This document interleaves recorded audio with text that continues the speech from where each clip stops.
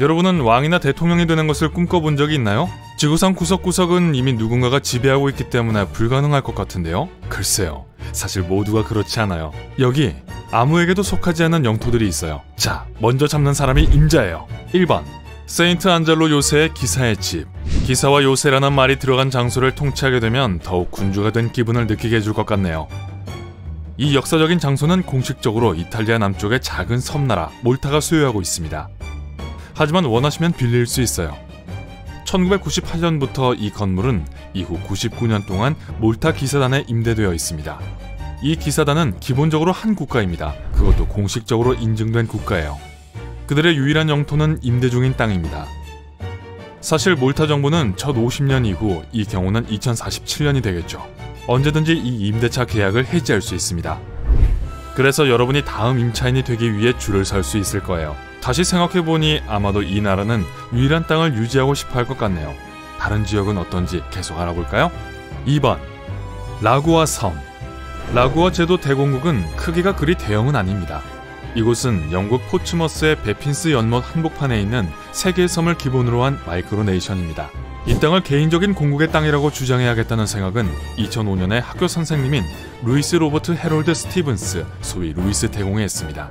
그는 이 섬들이 영국의 일부로서 공식적으로 언급되지 않았다는 것을 알게 되었습니다. 그러니까 자신이 통치하지 않을 이유가 없잖아요? 이 공국은 공식 웹사이트가 있는데 여기에서 공국의 국기, 국가, 심지어 공일 목록까지 볼 수 있습니다. 하지만 이 사이트는 오랫동안 활성화되지 않았고 섬은 사람이 살지 않습니다. 만약 오리에 둘러싸여 있는 것을 개의치 않는다면 여러분이 차기 라구아 제도 대공이 될 수도 있어요. 3번 리버랜드. 리버랜드는 크로아티아와 세르비아 사이에 약 7평방킬로미터 크기의 가상의 국가입니다. 이 영토는 1947년 이후 크로아티아와 세르비아 사이의 미해결 분쟁 지역이었습니다. 그래서 2015년에 체코의 정치인이자 운동가인 비트 예들리치카는 이곳을 주권 국가인 리버랜드의 영토라고 주장했습니다. 공식 사이트에 따르면 리버랜드는 입헌 공화국입니다.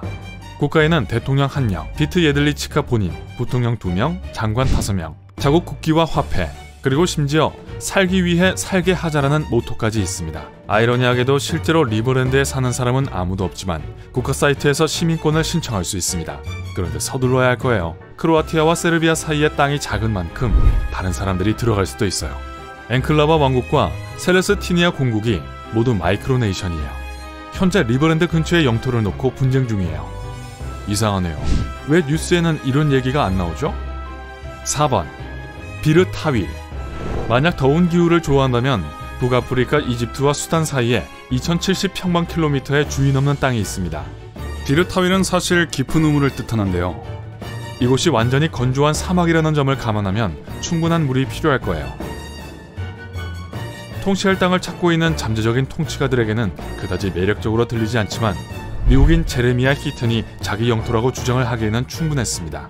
2014년 그는 이 땅을 북수단 왕국이라고 이름짓고 자신의 딸을 국가의 공주라고 불렀습니다. 왜냐하면 그의 딸이 항상 공주가 되고 싶어 했거든요. 히튼은 실제로 그곳에 가서 왕국의 국기도 꽂았습니다. 1년 후 인도 사업가 수야시 딕싯은 딕싯 왕국의 지배자임을 선언했는데요. 그 지역이 우연인지는 몰라도 바로 북수단 왕국과 같은 곳이었습니다. 또 톨킨의 책에 감명받은 러시아 관광객 2명도 이 땅을 중간계라고 주장하며 러시아 국기를 꽂았습니다. 하지만 이러한 선언 중 어느 것도 다른 사람들에게 인정을 받지 못했기 때문에 여러분도 사막의 지배자가 될 수 있는 기회가 아직 있다고요. 5번 로칼 섬. 만약 진정한 고산지대 사람이라면 대서양에 있는 이 바위섬이 흥미로울지도 몰라요. 높이 17m의 하키링크 절반 정도 크기밖에 되지 않는 로칼이 처음에는 별로 특별해 보이지 않았습니다. 섬에는 신선한 물이 있었던 적이 없고 그곳의 유일한 주민들은 긴 비행 동안 잠깐 휴식을 취하기 위해 머무를 뿐이죠. 아니요, 정기적으로 비행기를 타는 사람들이 아니라 새를 얘기한 거예요. 사실 스코틀랜드의 정치가 윌리엄 로스는 로칼 섬에 간 사람보다 달에 간 사람이 더 많다고 말한 것으로 전해지고 있습니다. 이러니까 바다 한가운데 있는 쓸모없는 화강암 덩어리 같네요. 하지만 그게 전부가 아니에요. 과학자들은 로칼 섬 바위 아래에 있는 대륙판에 많은 양의 석유가 매장되어 있다고 합니다. 이 사실은 로칼을 이 행성에서 가장 매력적인 돌덩이로 만들었죠. 1955년 영국이 소유권을 주장했지만 아일랜드는 자신들의 소유라고 주장합니다. 이 두 나라가 이 땅의 소유권 논쟁을 벌이는 동안 그린피스 활동가들이 1997년에 몰래 들어가 웨이브랜드라고 불렀던 것처럼 아마 여러분도 몰래 들어가 자신의 땅이라고 주장을 할 수 있을 거예요. 그린피스는 심지어 선서를 하는 모든 사람들에게 시민권을 주기도 했습니다. 만약 여러분이 그 바위섬을 차지하기로 결정한다면 자신만의 나라 이름을 생각해낼 수도 있겠네요. 6번 에일서 크레이그. 여기 영국의 또 다른 화강암 섬이 있습니다. 하지만 여러분은 실제로 이 섬을 살 수 있습니다. 에일서 크레이그는 현재 스코틀랜드 귀족이자 제9대 에일서 후작인 데이비드 토마스 케네디의 소유로 그는 이 섬을 150만 파운드, 즉 한화로 약 23억 원에 팔려고 내놓았습니다. 2011년 5월에 처음 팔려고 내놓았을 때는 실제로 가격이 100만 파운드가 더 비쌌으니 살 수 있을 때 사는 게 좋을 거예요. 좋아요. 23억 원만 인출해서 금방 올게요. 농담이에요. 어쨌든 패디의 이정표라고 알려진 이 돔 모양의 섬은 90헥타르의 꽤 작은 영토인데 폐허가 된 성, 작은 오두막, 등대, 그리고 화강암 채석장이 있습니다. 혹시 컬링 팬이세요? 그러면 이게 제일 흥미있을 거예요. 에일서 크레이그의 바위는 현재 전 세계에서 사용되고 있는 대부분의 컬링 스톤의 주요 원료예요. 그리고 여기에 아무도 살지 않는다고 하긴 좀 어렵답니다. 왜냐하면 이곳이 세계에서 가장 큰 가넷 군락지 중 하나이기 때문이죠. 약 36,000쌍의 가넷이 여기 살고 있습니다.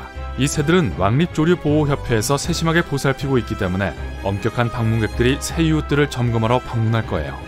7번 마리버드랜드. 오케이, 작은 섬과 국경지역은 충분히 봤어요. 이제 크게 생각해봅시다.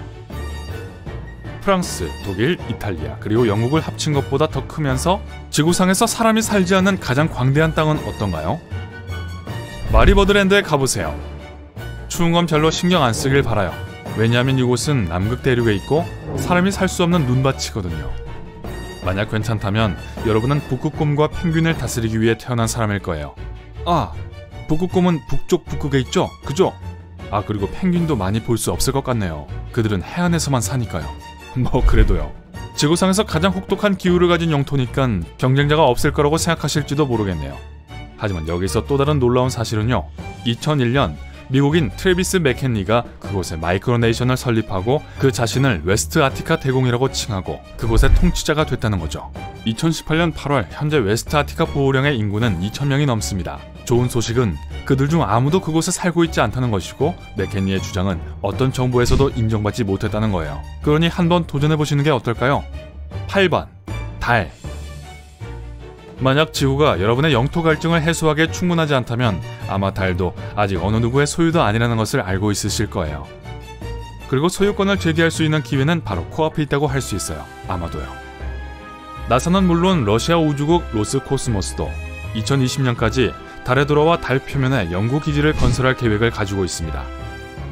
또한 2030년까지 유인 식민지 건설 계획도 있기 때문에 여러분도 이 에이커에 단돈 50파운드, 즉 한화 77,000원 하는 땅을 사야 할 시기랍니다. 사려면 수와 프란시스 윌리엄스를 만나보세요. 이 커플은 영국 커널에 본사를 둔 문 에스테이트라는 회사를 운영하고 있습니다. 만약 여러분이 관심이 있다면 화성과 금성의 땅을 살 수 있어요. 그들은 이미 구매자들을 설득하여 생명체 없는 지구의 위성에 약 81,000헥타르 이상의 땅에 투자하도록 했습니다. 뭐 누가 알겠어요. 미래의 그 가격이 천정부지로 치솟아 우리가 땅을 치고 후회하게 될지. 이 미개척지 중 어느 땅을 다스리고 싶나요? 아래 댓글로 알려주세요. 오늘 새롭게 알게 된 것이 있다면 이 영상에 좋아요를 누르고 친구와 공유하세요. 그리고 삶의 밝은 면에서 제작한 더 많은 멋진 영상을 만나보세요.